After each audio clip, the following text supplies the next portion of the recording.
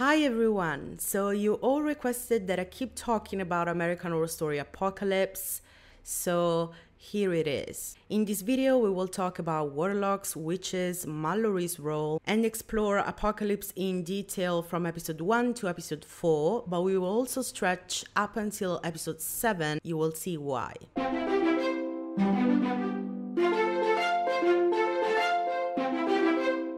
So we're finally seeing more of the witches and the warlocks as well. In episode 4, we see how the warlocks are tired of being considered weaker than the witches and how they feel oppressed under their supremacy. Why do you get to decide that? Because I'm the fucking supreme. No, you're just a scared bigot.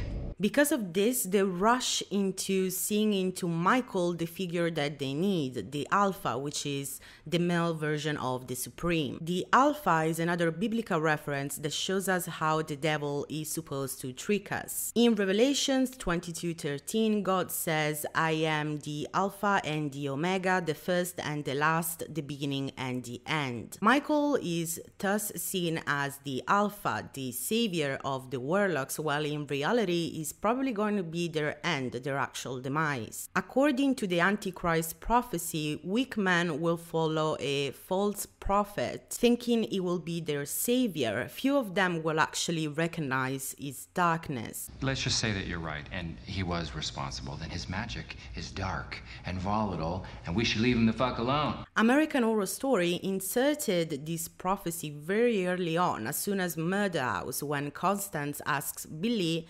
about what would happen if a spirit would have sex and have a child with a human. However, considering the time that American Horror Story is spending into reminding us about the Alpha, it is possible that this figure will make itself known later on in the season. If that's the case, we could think of Timothy as the possible Alpha.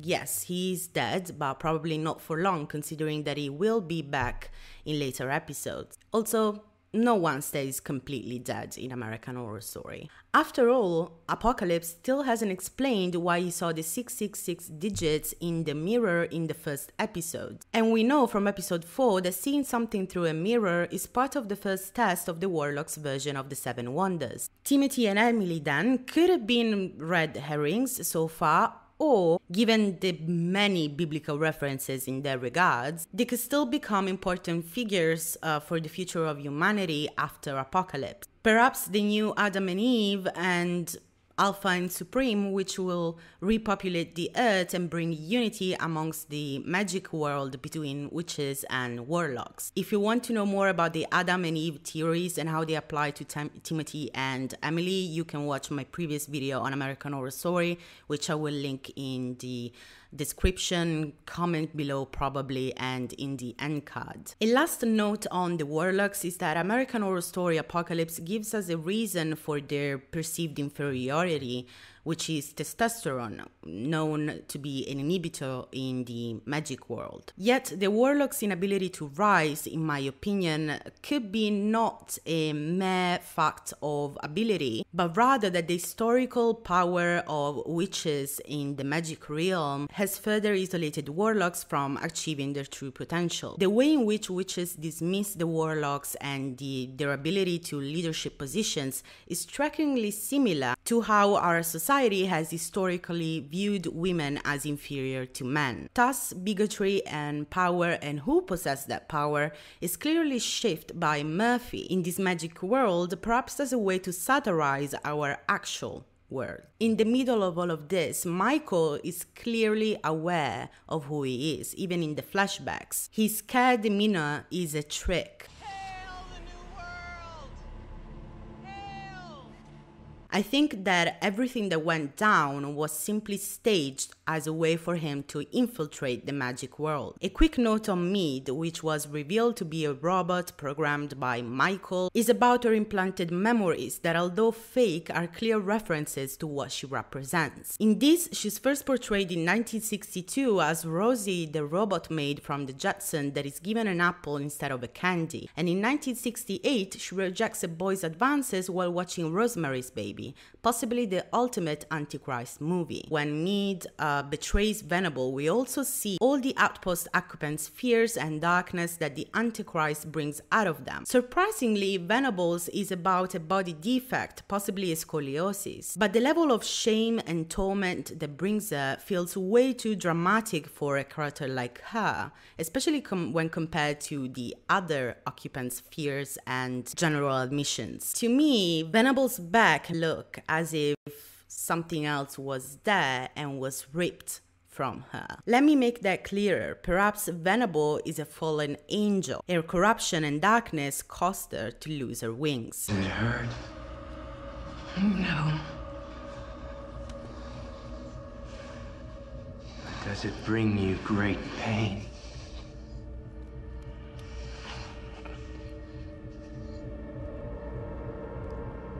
Yes. An interesting new witch, which we know very little of, is Dinah. You're on your own with that shit. I made $1 billion in TV, and all I ever did was straddle the fence. I'm sure as hell not dumping that strategy here, sisters.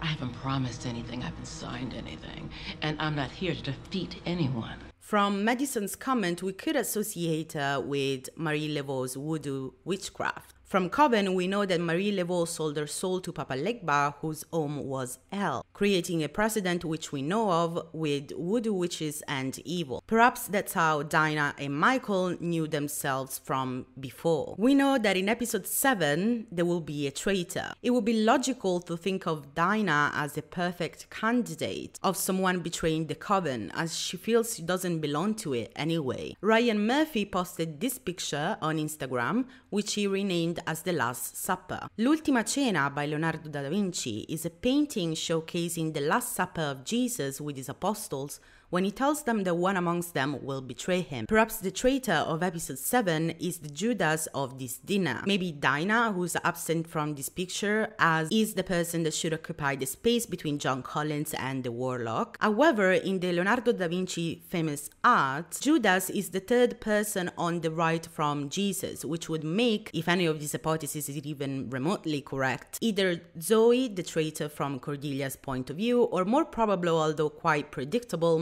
Madison from Mallory's POV. It is also curious that Coco, which we know now that is a witch, is present in this picture obviously, and her name, Saint-Pierre, is the French translation for St. Peter's, which was the name of one of the apostles. In episode 3, when Michael talks to Daddy Satan and tells him, I thought I killed them all, but one survived, we all automatically assume that he was talking about the witches. Yet, we also know that Dinah is a witch, and Michael knows about this, so this statement doesn't make sense in relation to witches. Everyone was also clearly surprised by Michael's strong reaction to Mallory's manifestation of powers, which we know she's unaware of because Cordelia casted an identity spell on her and possibly all the other newest witches. So what exactly is Mallory? Is she just a witch? Is she not a witch at all? She could have a connection to the original Supreme, which we also know will be back in Apocalypse. We also know that the original Supreme is still alive and there will be generations after her. Maybe Michael's statement was about his ability to recognize and further kill all prospective Supremes. Yes, something which I clearly borrowed from Buffy the Vampire Slayer season 7 plotline, but hey, American Horror Story is the one that talks about Apocalypse and Hellmouth. There he is, on the Hellmouth, all day, every day. That's gotta be like being showered with evil. Only from underneath. Not really a shower. A bidet. Like a bidet of evil. Another interesting theory, mainly developed from Mallory's appearance in latest flashback in The Coven, is her Hellenic features, primarily spawned from a gold leaf crown and moon necklace, which could represent her as a descendant of Hecate, the ancient Greek goddess associated with the moon. Hecate was believed to protect from spirits and other evils, and is also associated with light, magic, plants, necromancy, and witchcraft. She has been incorporated in many modern versions of witchcraft, Wicca, and neopaganism. In Coven, Fiona calls upon her to make Delphi Trust go bankrupt. Come to me, Hecate, Mother of Angels, Cosmic World Soul. So universally, Hecate has obtained the role of Savior and Mother of Angels. Speaking of angels, many believe that Mallory can be an holy, blessed figure of sorts, or perhaps the second coming of Christ, a theory which I described more in the previous video. So go watch that.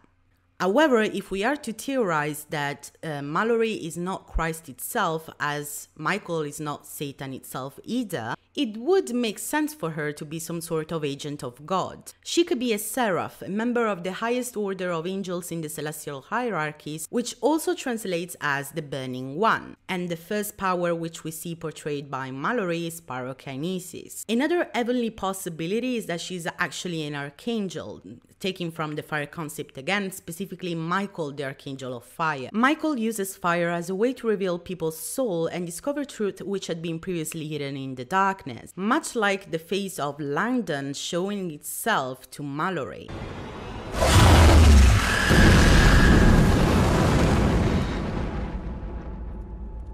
Lastly, she could be something like a Nephilim, the offspring of gods and men, pretty much like Michael is the offspring of devil and man. Either way, the parallelism between the two is evident in more ways than one. Because of his powers, Michael is considered to be a warlock, but is actually a demon, the Antichrist.